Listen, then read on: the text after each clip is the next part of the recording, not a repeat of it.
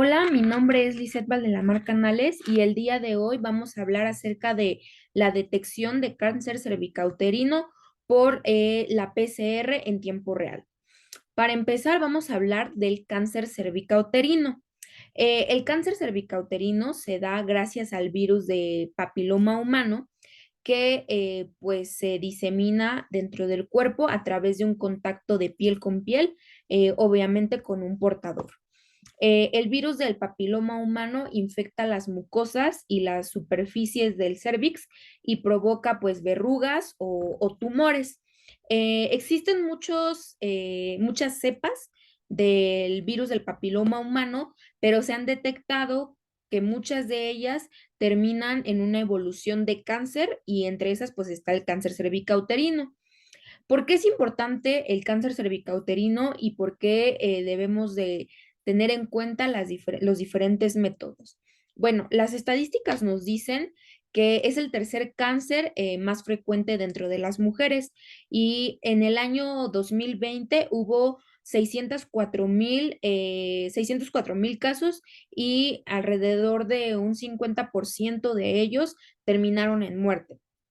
Bueno, dada la presencia del BPH, o sea, no se puede determinar con algún hallazgo clínico, con algún síntoma.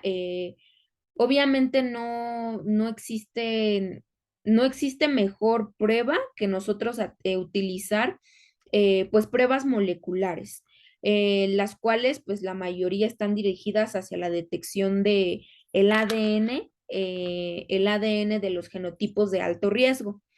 Ahora bien, ¿cómo funciona la qPCR?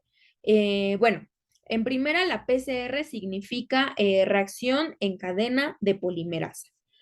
Y la qPCR, pues es una técnica molecular que nos permite amplificar fragmentos del ADN viral y así poder identificarlo. También nos permite ver la tipificación sobre los serotipos y determinar el potencial de virus. La PCR es pues muy sensible, pero también es capaz de detectar de 10 a 200 copias de genoma viral pues por muestra. Entonces, nosotros tenemos una muestra, ahí se muestra el ADN y seleccionamos el gen de interés, se pasa por la PCR y vemos la amplificación de ese gen. Ahora, ¿de dónde sale esta técnica? Bueno, hubo una persona que de nombre Mullis, que de hecho ganó el premio Nobel, que pues se basa en la replicación de ADN en los organismos de las células eucariotas, realizada por el ADN polimerasa. Entonces, para crear esta región de doble cadena, se usan los cebadores o conocidos también como primers, que son una pareja de oligonucleótidos sintetizados de manera que son complementarios pues a la cadena molde.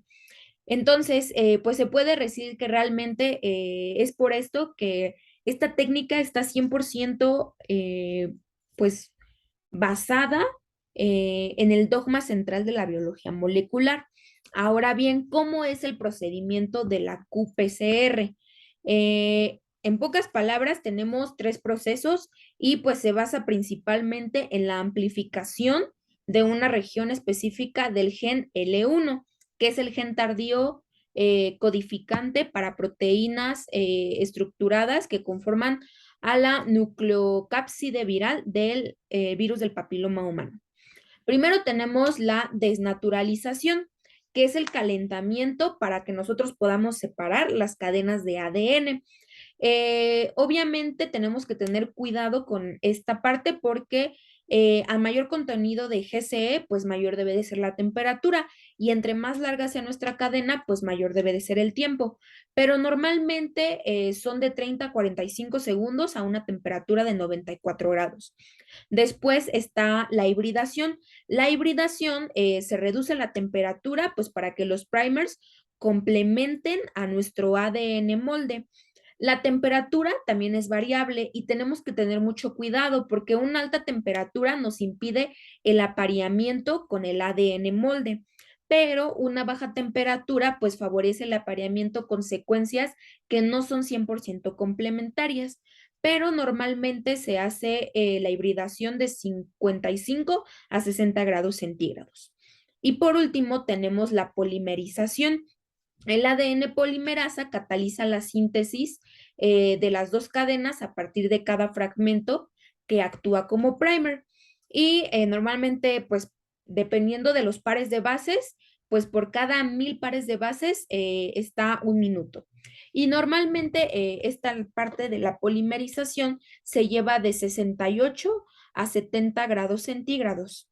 Entonces, al cabo del primer ciclo de 3 reacciones, el fragmento de ADN elegido se ha duplicado pues del ADN molde y así se produce una amplificación exponencial de 2 a la n pues de las moléculas.